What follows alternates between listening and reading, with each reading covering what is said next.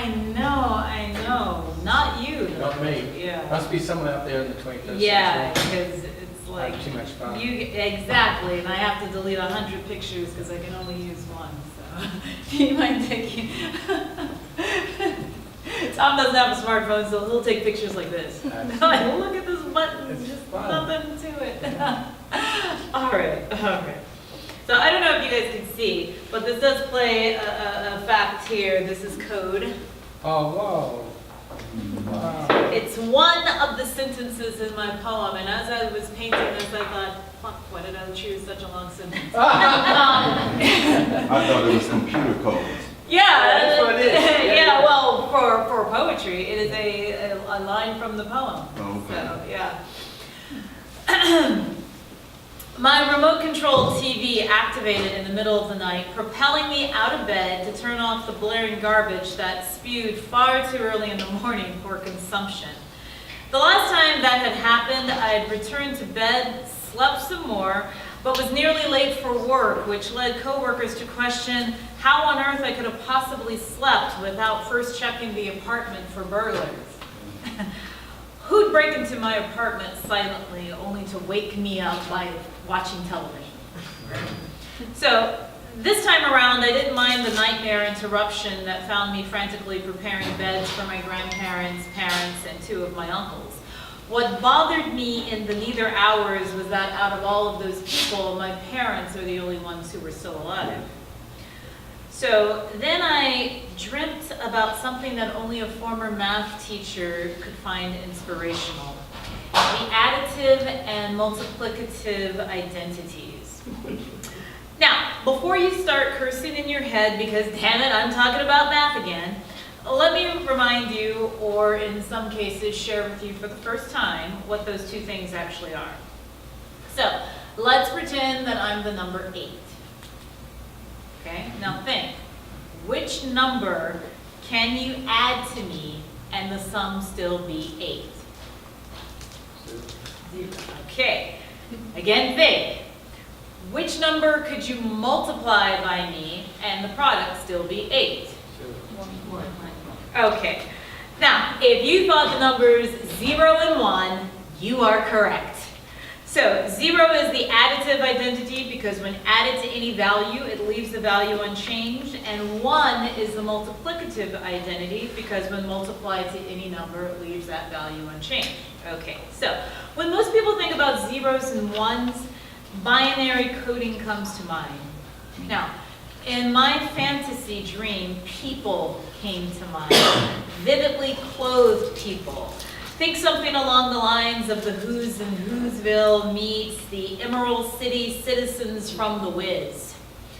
And because this was a fantasy, I knew that each individual represented both a 0 and a 1.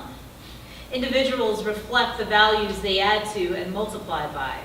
In this mathematical liberal fantasy, I knew the reflected values would balance out to a saner, more harmonious society when no demographic was underrepresented in positions of power and influence. Yes, I got all that from that.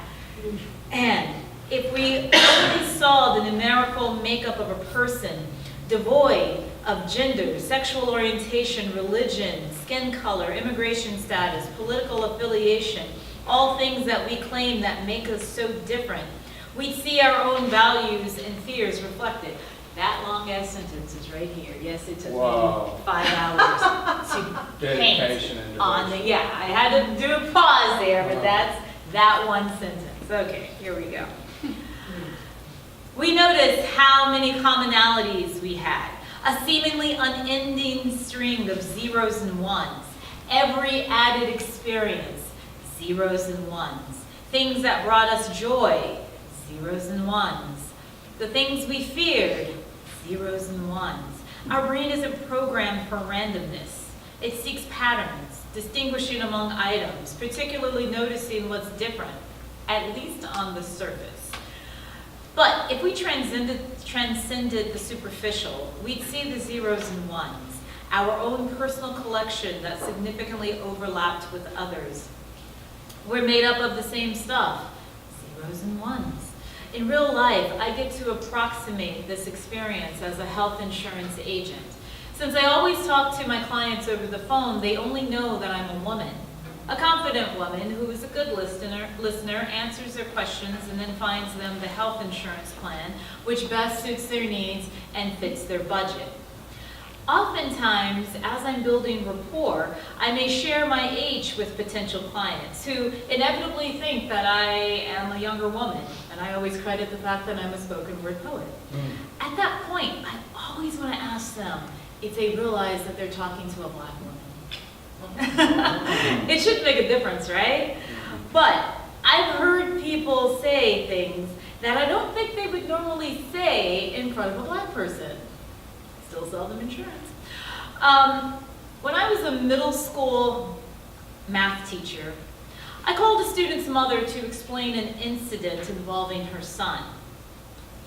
The first thing out of her mouth was, "I'm tired of all you white teachers calling me up about my son." My response was, "Who are you calling white?" I promise you, if you come up to the school, I will be the only black female teacher with dreadlocks. I won't be hard to find.